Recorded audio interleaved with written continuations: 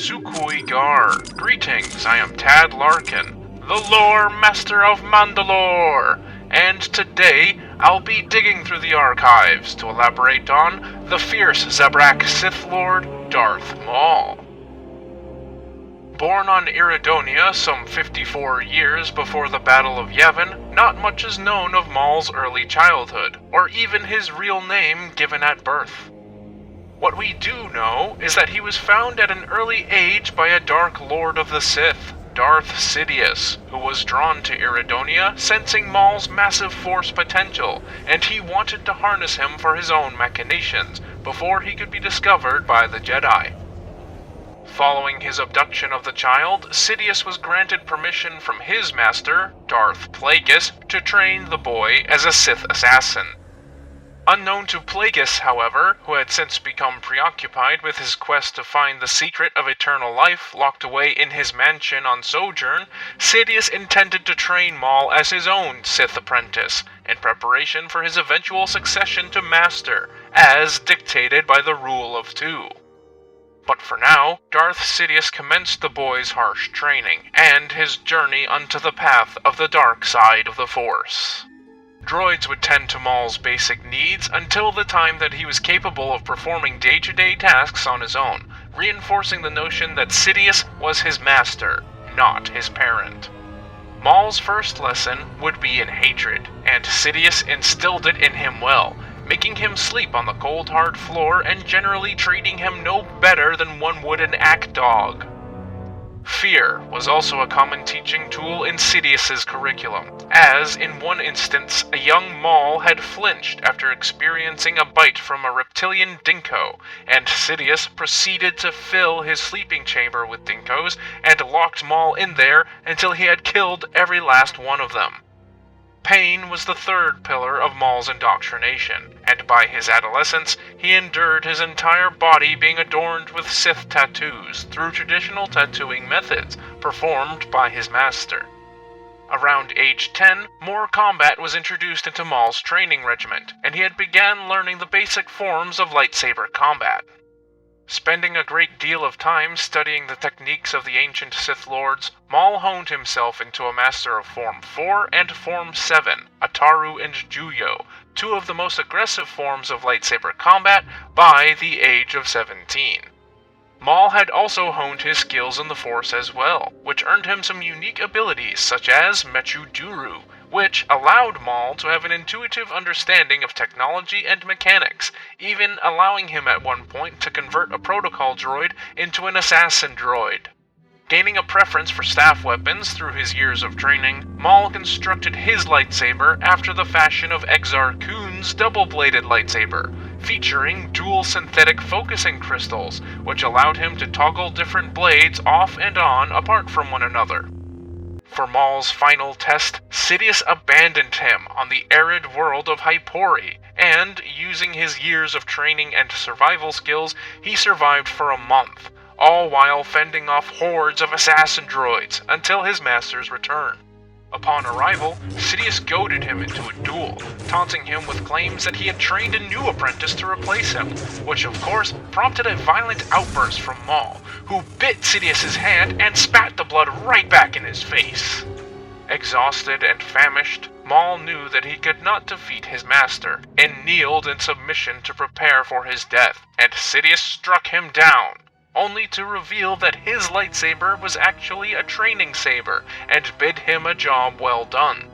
After which, Sidious proclaimed him a Dark Lord of the Sith, Darth Maul, a title that he technically held unofficially, seeing that Darth Plagueis was still very much alive, however much blinded by his quest for immortality he was.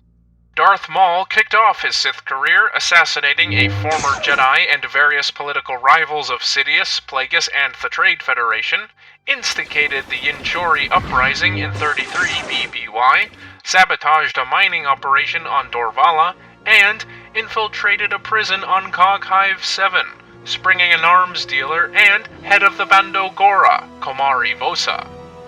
Following these accomplishments, his master gifted him a specially built Star Courier, designed by Wraith Sinar of Sinar Fleet Systems, which sported a full cloaking device. One of Darth Maul's greatest achievements ensued soon after on Raltir, where he single-handedly killed the entire High Command of the Black Sun criminal organization, including the Vigo Alexi Garen and the Dathomir Witch, Mighella. After brawling with a Drovian named Silas and tracking down a bunch of stolen vulture droids, Maul was tasked with finding and eliminating Hath Monchar, a former Trade Federation higher-up that decided it would be worth his while to sell vital information concerning their planned invasion of Naboo. The Neimoidian lost his head to Maul. However, two others, an information broker named Lorne Pavan and a Jedi Padawan named Darsha Asant, already had the information in hand, and Maul chased them through Coruscant's Undercity. Making their way past cannibalistic Cathons and a repulsor train-sized Teosin worm, Maul caught up with them, and he dueled with Darsha Asant, killing her. However, Pavan, who had suffered greatly at Maul's hands, got the drop on him, and with his last strength, ironically handed off the information to Senator Palpatine, unknowingly placing it right back into Sidious's hands. During the Naboo blockade crisis in 32 BBY, Maul found himself in dogfights with N1 starfighters on Coruscant, and subsequently having to escape the clutches of Togorian pirates, before returning to Coruscant for further instructions from his master. Sidious tasked him to find and eliminate the two Jedi who freed Queen Amidala from the Trade Federation's occupation of Naboo, and on nearby Tatooine, Maul sent probe droids to look for the Queen's royal starship. Following the Boonta Eve Classic pod race, Maul tracked them to the outskirts of Mos Espa, where he charged his speeder bike, Bloodfin, at Jedi Master Qui-Gon Jinn, and the two were locked in a brief but fierce clash before Qui-Gon made it on board the fleeing royal starship. Maul returned to Coruscant in defeat. With the Senate failing to do anything about the Naboo blockade crisis, and a vote of no confidence in Supreme Chancellor Valorum being passed, the Queen and her entourage made preparations to return to Naboo, and Maul was instructed to go there as well and oversee the Trade Federation's defense. At last we will reveal ourselves to the Jedi. At last we will have revenge. While waiting for the arrival of the Queen, Darth Maul led droid forces on an ultimately fruitless search for the rumored underwater cities of the Gungans that had eluded him during the invasion. For, when he finally found the Gungan capital of Oth-Gunga, it had long been abandoned. With the return of Queen Amidala, an army of Gungans battled with droid forces on the grassy plains surrounding the capital, while the Queen and freed Royal Naboo security forces, along with the Jedi duo, battled through the streets of Theed, making their way to the palace in hopes of capturing the Viceroy, Newt Gunray. Upon entering the royal hangar, Darth Maul stood in wait for the two Jedi, and goaded them into a duel, which allowed the captive fighter pilots to be freed, and for the Queen to proceed to the palace. With lightsabers clashing throughout the Theed plasma power generator complex, Darth Maul's vicious Juyo and Jarkai blows were met by Obi-Wan's defensive Sorisu, and Qui-Gon Jinn's balanced Ataru. Darth Maul's intense acrobatics and double-bladed lightsaber made him more than a match for the Master Padawan duo. That was, however, until they became separated by ray shields, and Obi-Wan watched helplessly as Darth Maul drove his lightsaber through Qui-Gon's abdomen.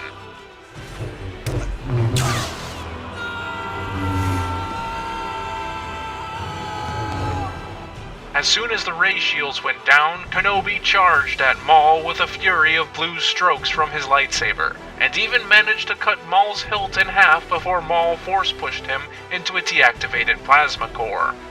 Kenobi held onto the edge for dear life as Maul paced above him, showering him with sparks from his lightsaber hitting the durasteel, and once Kenobi found his center and focused, he used the Force to recall his master's lightsaber to him and sprang up, cutting the Sith Lord in half. Both halves of Darth Maul fell down the plasma shaft, extending straight into Naboo's core, ending the life of this mysterious Sith apprentice. However, this was not entirely the end of his legacy.